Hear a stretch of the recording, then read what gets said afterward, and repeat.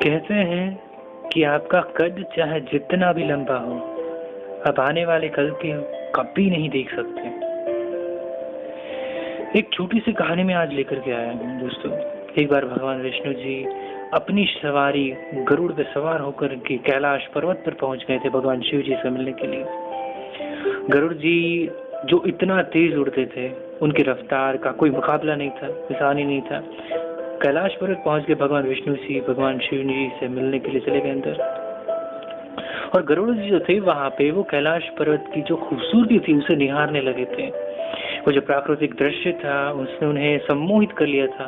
वो देख रहे थे कि यहाँ पे कितनी सुंदर जगह है, इस सुंदर जगह पे भगवान शिव रहते। तभी उनकी नजर एक छोटी सी चिड़िया पे पड़ती है, रंग बिरंगी चिड़िया, छोटी सी प्यारी सी। और उसे देख करके गरुड़ जी सोचने लगे कि ईश्वर ने कितनी खूबसूरत चिड़िया बनाई है, इतने सुंदर पक्षी बनाए, बहुत ही खूबसूरत है।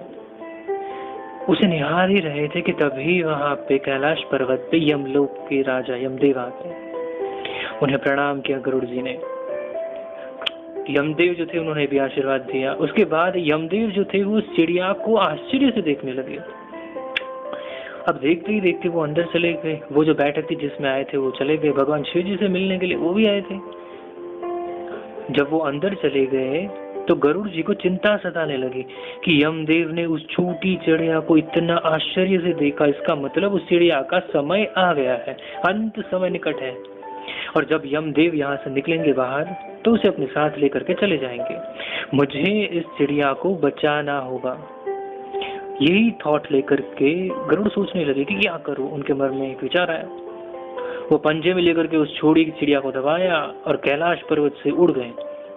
हजारों कोस दूर आ गए थे। वैसे मैंने बताया था आगे कि उनकी रफ्तार बहुत अच्छी है, गतिमान पदार्थ है। वो जंगल में सुनसान पत्थर पे जाके, उस चट्टान पे जाके चिड़िया को रख दिया।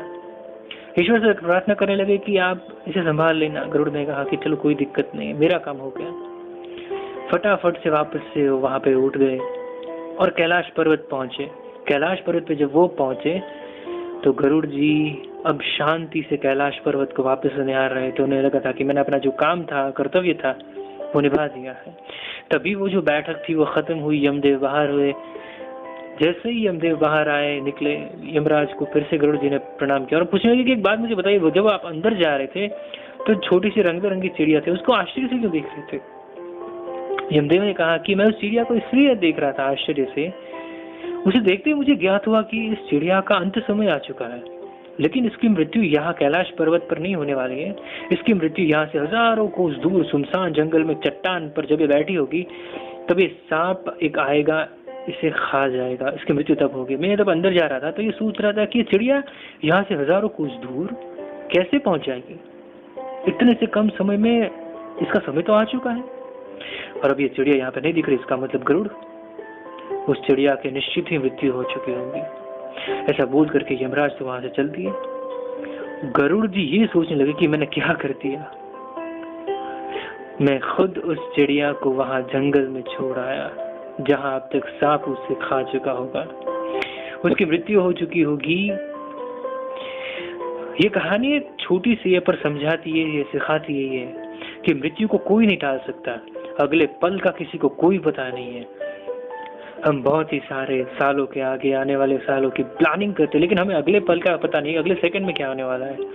तो जैसा मैंने शुरू में बोला कि आपका कद चाहे जितना भी लंबा हो, आप आने वाले कल को नहीं देख सकते, उतना उसका पता नहीं लगा सकते। मतलब कहने का मतलब भी इतना ही है कि आज में जीना शुरू कीजिए। जो है आज में है, इसी लम्हे में है। जिंदगी को अभी शुरू कीजिए जीना। अच्छे लम्हों को अपनी जिंदगी में लाना शुरू कीजिए। अच्छा काम करिए ताकि आने वाला कल भी शायद अच्छा ही रहे। तो फिर से मैं इस सीख के साथ आपसे विदा लेता हूँ और फिर से कहता हूँ अलविदा। देखते रहिए आज।